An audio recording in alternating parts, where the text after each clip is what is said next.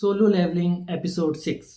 जैसा कि आपको पता ही है, जिंगू और जिन्हू अकेले बचे हैं। उनको उसके सारे टीमें छोड़ के इस डेडली से स्पाइडर से लड़ने के लिए अकेले छोड़ के भाग चुके हैं। अब इन दोनों को अकेले इस स्पाइडर से सामना करना पड़ेगा और उनके टीममेट्स ने ऐसा क्यों किया, ये बहुत ही ज्यादा शॉकिंग है। ये देख के आप तो बिल्कुल शॉक्ड रह जाएंगे। उनके जो टीममेट्स हैं ना, वो सी रैंक के इस स्पाइडर से इतने ज्यादा डर चुके हैं, वो डर के भाग चुके हैं और उन्होंने ये डिसाइड किया है कि उसके साथ फाइट करके और क्रिस्टल तो बिल्कुल भी नहीं लिया जा सकता है। इसलिए वो जिन्हू और जिन्हू को वहां पे छोड़ देते हैं और उनको सोचते हैं कि जब उनको स्पाइडर खा लेगा उसके बाद वो लोग वापस आएंगे और वहां से क्रिस्टल ले लेंगे जब स्पाइडर सो रहा होगा। उसके बाकी टीम में सोचते हैं कि जिन्हू और जिन्हू, एक तो इनका नाम इतना ज्यादा सेम है, वो स्पाइडर से लड़ते लड़ते मारे जाएंगे क्योंकि वो तो ई रैंक के हैं, बहुत ज्यादा कमजोर है और सी रैंक के बॉस से तो इम्पॉसिबल है कि वो फाइट कर पाएंगे। तो वो पक्का मरने वाले और मरने के बाद जब उनको स्पाइडर खा लेगा तो वो लोग वापस आएंगे, क्रिस्टल लेंगे और वहां से चला जाएंगे। और साथ ही साथ ये भी डिस्कस कर रहे होते हैं कि जिन्हों के पास जो इतने सारे महंगे इक्विपमेंट्स हैं ना, उसके मरने के बाद उसके बॉडी से वो भी निकाल के ले जाएंगे। इतने ज्यादा सेल्फिश होते हैं वो टीममेट, वो उनको सिर्फ यहाँ पे मरवाने के लिए लेके आए थे। अब इस एपिसोड में जिन्हू और जिन्हू अकेले बच जाते हैं उस स्पाइडर से लड़ने के लिए और वो जिन्हू जो होते हैं ना, बहुत ही ज्यादा डरा होता है। वो सोचता है कि हम ई रैंक के सी रैंक के बॉस को तो बिल्कुल नहीं हरा पाएंगे। इवन जिन्हू भी सोच रहा होता है कि क्या मैं इसको हरा पाऊंगा, क्योंकि उसने आज से पहले कभी भी सी रैंक के मॉन्स्टर को तो नहीं हराया था, सी रैंक के बॉस को। तो मन में सोचने लगता है कि मैंने आज तक कितने सारे मॉन्स्टर को हराया है, किस तरीके के बॉसेस को हराया है और उसके सामने ये स्पाइडर कितना ज्यादा पावरफुल है। पहले तो जिन्हू थोड़ा सा घबराता है, सोचता है कि शायद मुझे फाइट नहीं करना चाहिए, हमको यहाँ से निकलने का रास्ता ढूंढना चाहिए। लेकिन फिर सोचता है नहीं, मेरे अंदर तो बिल्कुल भी डर सा माहौल नहीं आ रहा है, मुझे डर नहीं लग रहा, मैं तो इस स्पाइडर से लड़ूंगा और इसको हराऊंगा। और वो अकेले स्पाइडर से लड़ने के लिए चला जाता है, जिसको जिन्हू देख के बिल्कुल ही शॉक्ड रह जाता है। वो सोचता है कि कैसे पॉसिबल है कि जो ई रैंक का इतना वीक सा बंदा है, कैसे इस स्पाइडर से लड़ने की हिम्मत लाया। जिन्हू जो कि अभी लेवल 18 हो चुका है, बहुत ही ज्यादा पावरफुल हो चुका है, वो स्पाइडर से लड़ना शुरू कर देता है। उसकी स्पीड, उसकी पावर देख के जिन्हू तो बिल्कुल ही शॉक्ड रह जाता है। उसको यकीन नहीं होता कि कोई ई रैंक का बंदा इतना ज्यादा पावरफुल कैसे हो सकता है। उसके मन में एक सोचता है वो कि कहीं ये फॉल्स रैंकर तो नहीं है। फॉल्स रैंकर मैं आपको बता दूं तो कुछ ऐसे लोग होते हैं जो जानबूझ के ऐसे दिखाते हैं कि वो बहुत ही ज्यादा वीक है और लोअर रैंक कैटेगरी में हंटर्स में वो चले जाते हैं, लोअर रैंक के हंटर बन जाते हैं। उसके बाद वो लोअर रैंक के मॉन्स्टर को मारते हैं, उनको मजा आता है, लेकिन असल में उसका रैंक बहुत ही ज्यादा हाई होता है। और एक तरीके से कहा जाए तो सच भी है, जिनको सच में ई रैंक से तो बहुत ही ज्यादा पावरफुल है। तो जिनको जब उस स्पाइडर से फाइट करना शुरू कर देता है, उसको रियलाइज होता है कि पावर तो उसके ऊपर काम ही नहीं कर रही, ना उसकी स्पीड काम कर रही है। तो अपने इन्वेंट्री के अंदर से वो डैगर निकालता है और डैगर वो वाला डैगर निकालता है जिससे उसको पैरालाइज नम कर सके, वो वाला डैगर निकालता है। वो सोचता है कि उसके सबसे जो वीक स्पॉट है ना उसके आईज के पास, उस पर वो हमला करेगा। उसके लिए वो अपना स्किल यूज करता है, डैश करने वाला, और सारे स्किल यूज करके किसी तरीके से कोशिश करता है कि उसके ऊपर अटैक कर सके। लेकिन उसकी जो स्टैमिना है ना, उसका फैटिग बहुत ही ज्यादा कम हो रहा होता है, धीरे धीरे बहुत ही ज्यादा थक रहा होता है और बार बार ये वार्निंग आ रही होती है कि तुम थक रहे हो, तुम्हारा लेवल कम हो रहा है, तुम्हारी एनर्जी कम हो रही है। एट देन जिन्हू फाइनली अपनी पूरी पावर यूज करता है और उस स्पाइडर पे अटैक कर देता है और फाइनली उस डैगर से उसके ऊपर हमला करके उसको मार देता है और उसको जितना भी इक्विपमेंट्स लेना था स्पाइडर से वो ले लेता है। और ये देख के जिन्हू बिल्कुल ही शॉक्ड रह जाता है कि कैसे इसने अकेले सी रैंक के बॉस को मार दिया। और जो अब तक उसको अपना पार्टनर कह रहा था कि मैं तुम्हारी लाइफ बचाऊंगा, वो अचानक से उसको सर कहने लगता है। वो कहता है कि तुम यहाँ पे बैठो, तुमको पानी चाहिए, बिल्कुल उसके नौकर जैसा बिहेव करने लगता है और कहता है तुम्हें कुछ भी करने की जरूरत नहीं, यहाँ पे जो क्रिस्टल है ना, मैं तोड़ के देता हूँ तुम्हारे लिए। ये सब हो जाने के बाद सारा मामला खत्म हो चुका था, तब उसके टीममेट्स वापस आते हैं। उनको लगता है अब तक तो वो दोनों मर चुके होंगे, स्पाइडर उनको खा के सो भी चुका होगा, तो वो क्रिस्टल लेने वापस आए थे। लेकिन वो जब देखते हैं कि वो दोनों अभी भी जिंदा है और स्पाइडर मरा हुआ है उल्टा, तो बिल्कुल शॉक्ड रह जाते हैं। फिर वो सोचते हैं कि ये स्पाइडर कुछ ज्यादा ही वीक होगा, बस दिखने में खतरनाक लग रहा था लेकिन असल में बहुत वीक होगा, तभी तो ई रैंक के हंटर ने उसको हरा दिया। लेकिन वो इतने चिमकांड होते हैं, उनको अभी भी अपनी गलती का रियलाइज बिल्कुल नहीं होता है। वो उल्टा जिन्हू को कहते हैं कि तुम जिन्हू को मार दो और उसको मारने के बाद तुम हमारे साथ आ जाओ, वरना हम तुम दोनों को मार देंगे और सारी चीजें ले जाएंगे। लेकिन क्योंकि जिन्हू जो अब जिन्हू का पावर देख चुका है, तो वो उनके तरफ से नहीं लड़ता, वो जिन्हू के साइड से खड़ा हो जाता है। अब जिन्हू और जिन्हू अकेले उन सब से 6 जो उसके टीममेट्स हैं उनसे फाइट करने के लिए रेडी रहते हैं। तभी एक नोटिफिकेशन आता है जिन्हू के ऊपर कि 6 एनिमी जो सामने से उसके टीममेट्स ही आ रहे हैं, उनको मार दो, उसका टास्क होता है। वो देख के बहुत हैरान हो जाता है कि ये कैसा टास्क है, मुझे टास्क में कहा जा रहा है अपने टीममेट्स को मार दो।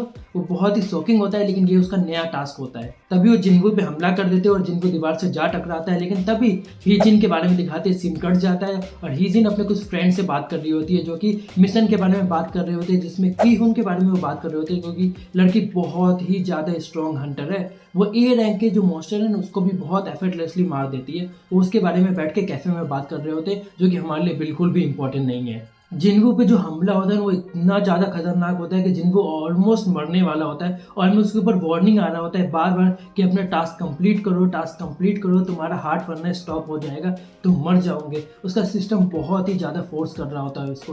तभी जिन्गू को रियलाइज़ होता है कि वो बहुत ही ज़्यादा केयरलेस हो चुका है, बहुत ही ज़्यादा एरोगेंट भी हो चुका है। वो अपने आप को कुछ ज़्यादा ही पावरफुल समझने लगा है। इवन दो वो इतना पावरफुल नहीं हुआ है, लेकिन अपने आप को कुछ ज़्यादा ही पावरफुल समझ रहा है। साथ ही साथ उसके दिमाग में एक थॉट आता है कि ये सिस्टम जो है मुझे बार बार इतना फोर्स क्यों कर रहा है कि मैं टारगेट कंप्लीट करूं। वो चाहता है कि मैं ना मरूं। इस सिस्टम को मेरी जरूरत है, कुछ तो मेरे अंदर बात होगी। वो अपने आप को जो मरने वाला होता है जिन्हू किसी तरीके से खड़ा उठता है और उनसे फाइट करने के लिए रेडी हो जाता है, जिसको जिन्हू देख के बहुत ही ज्यादा खुश होता है। वो कहता है फाइनली तुम मरे, मुझे तो लगा पहले ही बार में तुम मर गए, लेकिन तुम नहीं मरे हो, ये बहुत अच्छी बात है। तभी जिन्हू आगे बढ़ने लगता है और जो होता है बहुत ही ज्यादा अमेजिंग होता है। जिन्हू की बॉडी से बहुत सारे ब्लैक शैडो जैसे निकलने लगते हैं, बहुत ही ज्यादा डेंजरस और कूल दिखने लगता है। ऐसा लगता है जैसे कि जिन्हू बिल्कुल ही चेंज हो गया, उसके अंदर से एनर्जी निकल रही होती है। लेकिन जो उसके जो एनिमीज होते हैं, वो जो स्क्वाड मेट्स जो उसके अब एनिमीज बन चुके होते हैं, उसमें से एक बंदा उसके पास आता है और उससे कहता है, उसका मजाक उड़ाने लगता है कि तुम क्या अब ज्ञान झाड़ रहे हो, तुम ऐसे एक्ट कर रहे हो जैसे कि बहुत ज़्यादा पावरफुल हो, हम लोगों को मार दोगे। और जिन्हू के कंधे के ऊपर वो अपना हाथ रखता है, लेकिन ये उसकी बहुत ही बड़ी मिस्टेक होती है, क्योंकि जैसे ही वो अपना हाथ कंधे के ऊपर रखता है, जिन्हू अपने अंदर से एक ब्लेड निकालता है और उस ब्लेड से उस बंदे का पूरा सर अलग कर देता है। लिटरली काटता नहीं है, सर अलग कर देता है, बॉडी अलग कर देता है, जिसको देख के सब शॉक्ड रह जाते हैं। अब वो बिल्कुल किसी मॉन्स्टर जैसा लग रहा होता है, उसके अंदर लग रहा होता है जैसे कोई फीलिंग नहीं है। एनिमीज भी देख के उसको बिल्कुल ही हैरान रह जाते हैं कि कैसे पॉसिबल है, उसने आखिर कैसे चाकू निकाला, उसका गला काट दिया और बिल्कुल हिला भी नहीं, जैसे कि बिल्कुल कोल्ड ब्लडेड हो चुका हो। और जिनको भी अपने मन में सोच रहा होता है कि भले ये सिस्टम का इंस्ट्रक्शन था, लेकिन उसने एक बंदे को तो मारा है। रियलिटी यही है कि उसने एक इंसान को मारा है। सिस्टम ने उसको कहा था, लेकिन उसने एक इंसान को मारा है। उसको थोड़ा बुरा भी लग रहा होता है, लेकिन वो मन में सोचता है कि अगर मैंने नहीं मारा तो मैं खुद मारा जाऊंगा। उसके बाद जिनको एक के बाद एक सारे के सारे हंटर्स पे अटैक करने लगता है और उसको मारने लगता है। और लिटरली ये जो सीन है ना, वो 20 सेकंड भी नहीं चलेगा। 20 सेकंड के अंदर वो 5 बंदों को मार देता है, एक के बाद एक के बाद उनके बॉडी के टुकड़े कर देता है। वो अपने सारी एबिलिटी यूज कर लेते हैं, लेकिन जिन्हू को एक खरोच भी नहीं लगती है। लेकिन जो फाइनली एक जो बंदा बचता है ना, वो बहुत ही ज्यादा, उनका जो टीम का लीडर था, वो बहुत ही ज्यादा स्ट्रांग होता है। वो अपना बॉडी को एनहेंस करता है और कहता है भले ही तुम स्ट्रांग होगे, भले ही तुम्हारे पास स्पीड है, लेकिन मेरी बॉडी जो है वो स्टील जैसी है, तो मुझे नहीं मार पाओगे। लेकिन ये उसकी गलत फहमी है। इतना बॉडी इनहेंस करने के बाद, इतना सब करने के बाद भी जिन्हू को लिटरली 1 सेकंड नहीं लगता, एक पंच में जिन्हू उसको हरा देता है। वो जमीन पे गिरा होता है और अब वो माफी मांगने लगता है। वो कहता है रुको रुको 1 सेकंड। वो अपनी जान की भीख मांगने लगता है। जिन्हू को कहने लगा है कि यहाँ पे जितना सामान है ना, सब तुम रख लो, इवन मैं अपने तरफ से तुमको बहुत सारे पैसे दूंगा, बस मेरी लाइफ छोड़ दो, मेरी जान बख्श दो। लेकिन जिन्हू, उसको तो टास्क है, वो उसकी लाइफ नहीं छोड़ सकता। बिल्कुल ही कोल्ड ब्लडेड, जरा सा 1 सेकंड के लिए सोचता तक नहीं है वो अपने मन में कि मुझे इसकी लाइफ छोड़ देनी चाहिए, ये मेरे सामने बैक कर रहा है, मुझे इससे माफी मांग रहा है। लेकिन नहीं, वो लिटरली उसका सर अलग कर देता है बॉडी से बिना कुछ सोचे हुए। भाई मैंने तो ऐसा कभी नहीं देखा। नॉर्मली जो मेन हीरोज होते हैं ना, वो जरूर सोचते तो जरूर है, लेकिन ये जो मेन हीरो है ना भाई जिन्हू, वो तो बिल्कुल मॉन्स्टर लग रहा है, फीलिंगलेस, बिल्कुल फीलिंग ही नहीं है। बंदों को ऐसे मार रहा है, जो उसके सामने भीख मांग रहे जान के, उस बंदे का भी बिल्कुल सर अलग कर दिया उसने, 1 सेकंड के लिए सोचा तक नहीं। फाइनली टास्क खत्म हो जाता है, डंगन जो है बिल्कुल डिस्ट्रॉय हो जाते हैं और वही दोनों अब सिर्फ बचे हुए हैं। जब वो डंगन से बाहर आते हैं और रिपोर्ट देते हैं कि आखिर डंगन में क्या हुआ, वो बोलते हैं कि सारे मारे गए और जो बचे हुए हैं ना, वो डी और ई रैंक का हंटर है। वो भी बहुत शॉक्ड हो जाते हैं ऑफिसर जी, ऐसे कैसे पॉसिबल है, सारे इससे जो हायर रैंक वाले थे वो मारे गए और ये इतने कमजोर से कैसे बच के बाहर आ गए। जो इन्वेस्टिगेशन कर रहा होता है वो ये समझता है कि वो जो जिन्हू है ना, उसने जो उस मॉन्स्टर को अकेले मार दिया और ये जो जिन्हू है वो कहीं पे छुपा होगा। इन्वेस्टिगेशन वाला अपना रिपोर्ट क्लोज कर देता है और कहता है जिन्हू अच्छा तुमने मारा था, और जिन्हू तुम कहीं डर के मारे छुप गए होगे क्योंकि तुम तो बहुत ज्यादा वीक हो।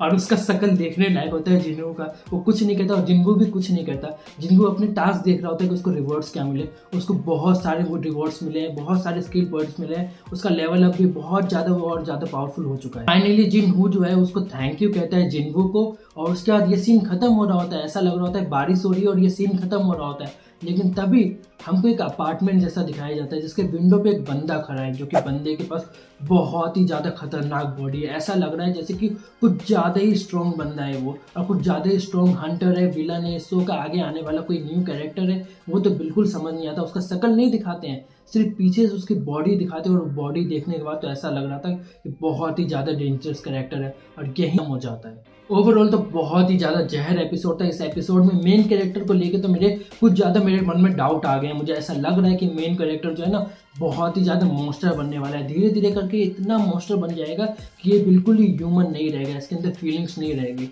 और फिर उसको एक बार रियलाइज़ होगा कि ये क्या हो रहा है, मैं मॉन्स्टर क्यों बनता जा रहा हूँ। मैं तो इस गेम के चक्कर में, इस टास्क के चक्कर में बिल्कुल अपनी ह्यूमैनिटी खोता जा रहा हूँ। कुछ ऐसी वाइब आ रही है मेरे को, वो बिल्कुल ही इमोशनलेस हो चुका है। आप मुझे कमेंट सेक्शन में जरूर बताएं कि आपको ये एपिसोड कैसा लगा, और आने वाले एपिसोड के लिए इस चैनल को सब्सक्राइब जरूर कर ले। आपको ये वीडियो अच्छा लगा तो लाइक जरूर करिए, और मुझे सोशल मीडिया पर भी फॉलो कर सकते हैं। सारे लिंक आपको डिस्क्रिप्शन में मिल जाएंगे। Thanks for watching.